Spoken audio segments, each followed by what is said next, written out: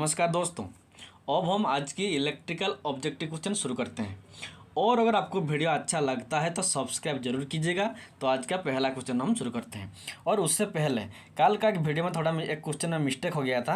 एक क्वेश्चन में था जब दो बैटरी आपस में सीरीज में कनेक्शन होते हैं, मान लो ये एक बैटरी और ये और एक बैटरी, ये 5 वोल्ट है और ये 5 वोल्ट है। इस कंडीशन में टोटल वोल्ट कितना होता है ना, इस कंडीशन में टोटल वोल्ट 10 वोल्ट होता है। लेकिन जब दोनों आपस में पैरेलल में कनेक्शन होते हैं, मान लो ये एक बैटरी है और ये और एक बैटरी है, दोनों आपस में पैरेलल में कनेक्शन होते हैं, ये भी 5 वोल्ट है और ये भी 5 वोल्ट है। इस कंडीशन में टोटल वोल्ट कितना होता है ना, 5 वोल्ट ही होता है। लेकिन मैंने कल गलती से 2.5 वोल्ट बताया था, तो इसलिए सॉरी। तो नेक्स्ट आज का क्वेश्चन हम शुरू करते हैं। तो आज का पहला क्वेश्चन क्या है, what is the symbol of reluctance. जो रिलक्टेंस होता है उसका सिंबल ये चार ऑप्शन में से कौन सा है, बी होगा या आर होगा या एस होगा या जेड होगा। तो देखो, जो रिलक्टेंस होता है उसका सिंबल एस होता है। This is the correct answer. तो ये रिलक्टेंस क्या है, देखो जैसे कि इलेक्ट्रिक सर्किट में रेजिस्टेंस का काम क्या होता है, रेजिस्टेंस का काम होता है करंट को अपोज करना। ऐसे ही मैग्नेटिक सर्किट में रिलक्टेंस का काम क्या होता है ना, मैग्नेटिक फ्लक्स को अपोज करना इसका काम होता है। तो इलेक्ट्रिकल सर्किट का रेजिस्टेंस जो होता है मैग्नेटिक सर्किट का रिलक्टेंस भी वही होता है। तो this is the correct answer. जो सिंबल होता है रिलक्टेंस का यस होता है, this is the correct answer. Then देखो नेक्स्ट क्वेश्चन क्या है।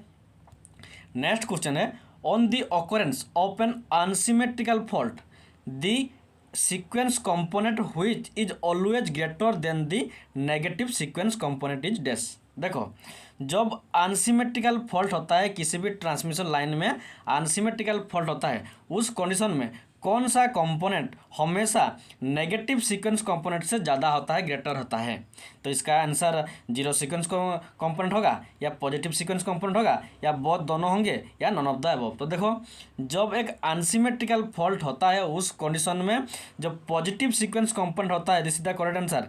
जब पॉजिटिव सीक्वेंस कंपोनेंट होता है इसका वैल्यू हमेशा नेगेटिव सीक्वेंस कंपोनेंट से ज़्यादा होता है। तो this is the correct answer. तो ये सिमेट्रिकल फॉल्ट क्या होता है और अनसिमेट्रिकल फॉल्ट क्या होता है। देखो, मान लो ये हमारा एक 3 फेज ट्रांसमिशन लाइन है, 3 वायर है। किसी भी कंडीशन में अगर किसी भी एक वायर टूटता है तो ज़मीन पे गिरता है, उसको हम क्या कहेंगे, अनसिमेट्रिकल फॉल्ट कहेंगे। एक के बदले अगर 2 वायर भी गिरेगा उसको भी हम क्या कहेंगे ना, अनसिमेट्रिकल फॉल्ट कहेंगे। लेकिन अगर किसी भी 2 वायर आपस में शॉर्ट सर्किट होंगे, 2 वायर, उसको भी हम अनसिमेट्रिकल फॉल्ट कहेंगे। और लेकिन जब तीनों के तीनों वायर आपस में शॉर्ट सर्किट होंगे उसको क्या कहते हैं, सिमेट्रिकल फॉल्ट कहते हैं। जब 3 वायर आपस में जोड़ेंगे उसको सिमेट्रिकल फॉल्ट कहेंगे। लेकिन जो किसी भी कंडीशन में एक वायर गिरता है या 2 वायर गिरता है या किसी 2 वायर आपस में शॉर्ट सर्किट होते हैं उसको हम अनसिमेट्रिकल फॉल्ट कहते हैं। और अनसिमेट्रिकल फॉल्ट में हमेशा पॉजिटिव सीक्वेंस कंपोनेंट का वैल्यू ज़्यादा रहता है नेगेटिव सीक्वेंस कंपोनेंट से। तो this is the correct answer. Then देखो नेक्स्ट क्वेश्चन क्या है।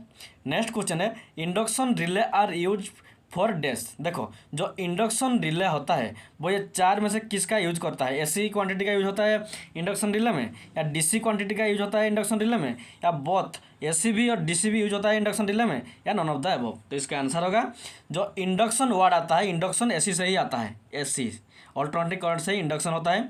तो इसीलिए इंडक्शन रिले मीन्स यह होगा AC quantity. This is the very very important. Induction means AC ही होता है। तो देखो, इंडक्शन रिले मीन्स चाहे वो इंडक्शन मोटर भी होता है वो एसी से ही चलता है, इसीलिए इंडक्शन रिले एसी क्वांटिटी का यूज करता है। This is the correct answer. Then देखो नेक्स्ट क्वेश्चन क्या है, for the protection of high voltage and low current this circuit breaker preferred is. देखो, जब हमें हाई वोल्टेज और लो करंट में जो फॉल्ट क्रिएट होता है उसका प्रोटेक्शन के लिए हम कौन सा सर्किट ब्रेकर यूज करते हैं, वैक्यूम सर्किट ब्रेकर यूज करते हैं या air blast circuit breaker use करते हैं या ऑयल सर्किट ब्रेकर यूज करते हैं, या सभी के सभी सर्किट ब्रेकर को हम हाई वोल्टेज और लो करंट के जो फॉल्ट होता है उसे प्रोटेक्शन के लिए यूज करते हैं। तो इसका आंसर होगा, जब हमें हाई वोल्टेज और लो करंट से जो फॉल्ट होता है उसको प्रोटेक्शन करने के लिए हम वैक्यूम सर्किट ब्रेकर का यूज करते हैं। Very very important, high voltage low current के लिए वैक्यूम सर्किट ब्रेकर का यूज किया जाता है। Very very important. देन देखो नेक्स्ट क्वेश्चन क्या है। नेक्स्ट क्वेश्चन है, how is the following is pentavalent impurity. ये 4 ऑप्शन है, इनमें से कौन सा पेंटावैलेंट इम्प्योरिटी है? बोरॉन है, गैलियम है, इंडियम है, एंटीमनी है। तो इसका आंसर होगा जो हमारा जो पेंटावैलेंट इम्प्योरिटी होता है वो होता है antimony. This is the correct answer. Antimony क्या होता है? पेंटावैलेंट इम्प्योरिटी होता है। तो देखो ये पेंटावैलेंट इम्प्योरिटी क्या होता है और ट्राइवैलेंट इम्प्योरिटी क्या होता है। देखो ये ट्राइवैलेंट वाला और इधर पेंटावैलेंट वाला। ट्राइवैलेंट कौन कौन है? ये बोरॉन, गैलियम, इंडियम, ये तीनों हमारा ट्राइवैलेंट है। और पेंटावैलेंट कौन है? एंटीमनी, आर्सेनिक, ये हमारा पेंटावैलेंट है। तो ये ट्राइवैलेंट क्या है, पेंटावैलेंट क्या है?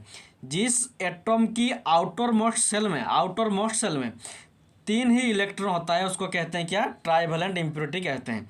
और जिसका आउटर मोस्ट सेल में 5 इलेक्ट्रॉन होता है उसको क्या कहते हैं? पेंटावैलेंट कहते हैं। तो वेरी वेरी इंपॉर्टेंट, जिसका आउटर मोस्ट सेल में 3 इलेक्ट्रॉन होता है उसको हम ट्राइवैलेंट इम्प्योरिटी कहते हैं।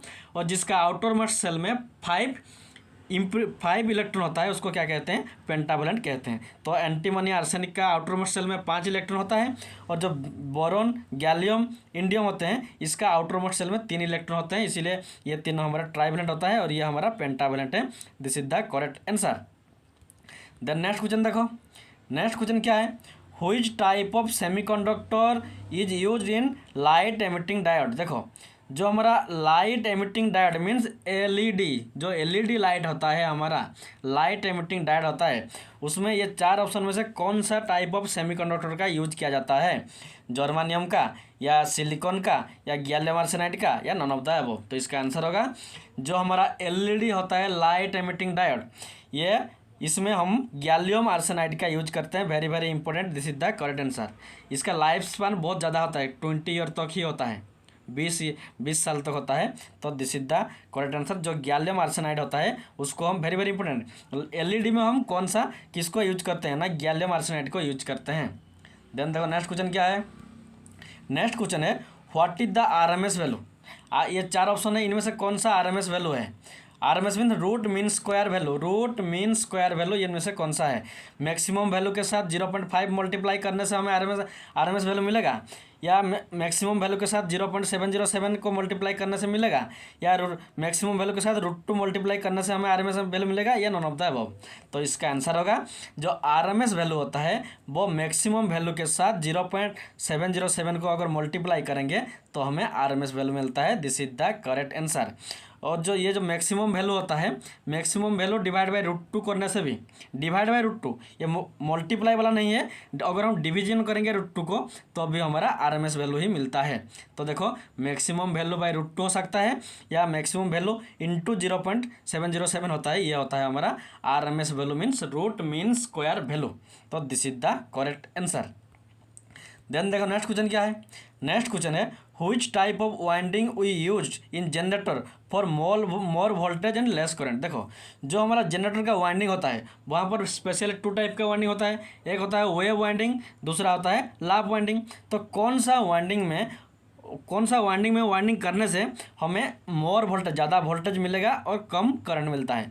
तो इसका आंसर लाभ वाइंडिंग होगा, या वेव वाइंडिंग होगा, या दोनों लाभ वाइंडिंग और वेव वाइंडिंग होगा, या नॉन ऑफ द अबव। तो देखो जब हमें ज़्यादा वोल्टेज चाहिए, मोर वोल्टेज चाहिए और लेस करंट, कम करंट चाहिए, उस कंडीशन में हमें वेव वाइंडिंग का यूज किया जाता है। This is the correct answer.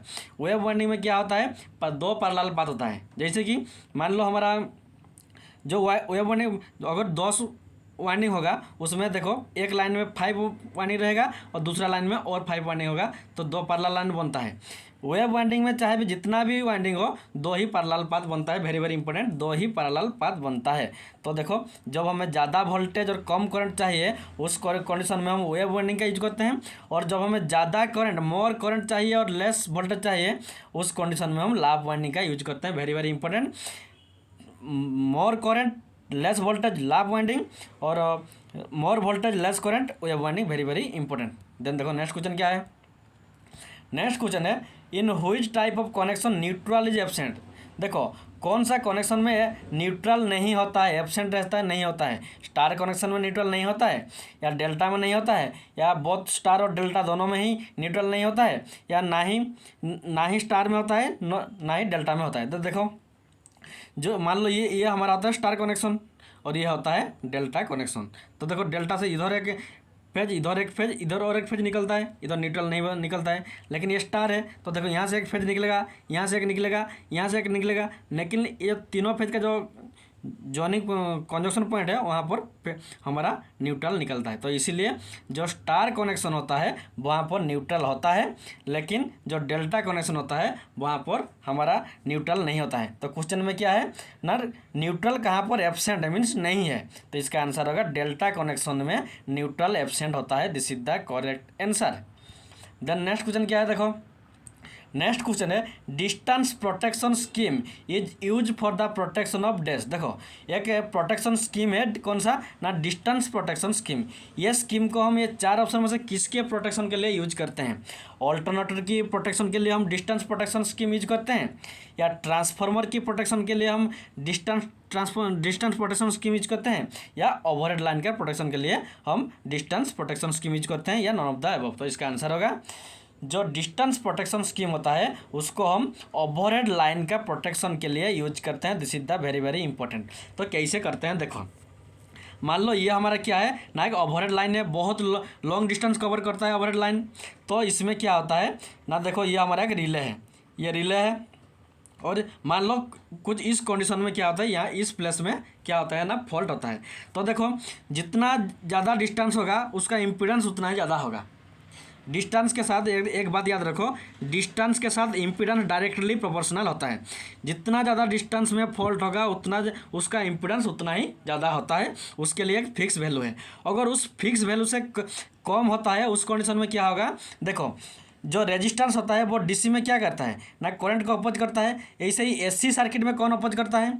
जब एसी सर्किट होता है, एसी सर्किट में रेजिस्टेंस होता है, इंडक्टेंस होता है, कैपेसिटेंस होता है, ये तीनों मिलकर अपोज करते हैं करंट को। तो ये तीनों मिलकर हम क्या कहते हैं, इसको इम्पीडेंस कहते हैं। इसीलिए ये जो इम्पीडेंस है इसका वैल्यू अगर फिक्स वैल्यू से कम होगा मीन्स उसमें करंट का वैल्यू ज़्यादा होता है। जब किसी सर्किट में फॉल्ट होता है उसमें क्या होता है ना, करंट का वैल्यू इंक्रीज होता है, मीन्स इम्पीडेंस का वैल्यू कम होता है। तो एक फिक्स वैल्यू है, फिक्स डिस्टेंस के लिए फिक्स वैल्यू होता है। जब फिक्स डिस्टेंस में जेड का वैल्यू फिक्स वैल्यू से कम होता है उस कंडीशन में क्या होता है ना, ये रिले उस सर्किट को ब्रेक करता है। तो ये होता है हमारा ओवरहेड लाइन में, और इसको हम क्या कहते हैं, इस प्रोटेक्शन को क्या कहते हैं ना, डिस्टेंस प्रोटेक्शन स्कीम। मीन्स कितना डिस्टेंस में कितना इम्पीडेंस होता है, अगर उससे कम होगा तो ये रिले उसको उस सर्किट को ब्रेक करता है। तो this is the correct answer. Overhead line में हम डिस्टेंस प्रोटेक्शन स्कीम का यूज करते हैं। देन नेक्स्ट क्वेश्चन क्या है, तो आज के लिए इतना ही। Thanks for watching.